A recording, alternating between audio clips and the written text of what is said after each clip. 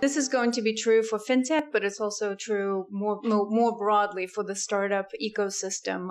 In the last few years, especially since the crisis, and particularly in New York, there's been an enormous amount of capital that's poured into the early stage world, and a lot of intellectual capital as well, where a lot of talented people refocused and started entrepreneurial ventures.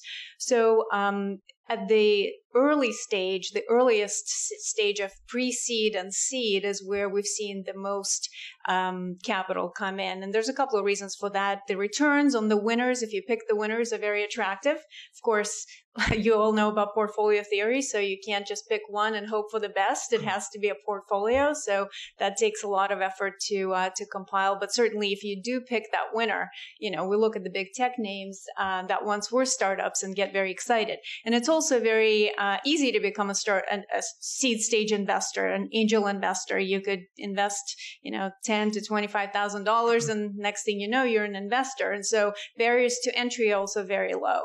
But most importantly, I think there's just an enormous amount of activity going on, and all these participants that you've touched upon, some of them.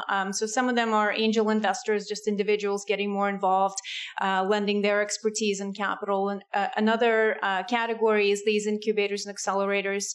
And I don't know how familiar the audience is with that, but they typically take a class of about 10 companies and, give them a little bit of capital, a lot of training and expertise and a space to work. And, about 3 or 4 months later, they launch them out into hopefully the venture capital ecosystem to help them raise more capital and go forward. But I think we've also seen a lot of other participants, such as family offices and corporate VCs, as well as just more venture capital funds that have entered at that stage.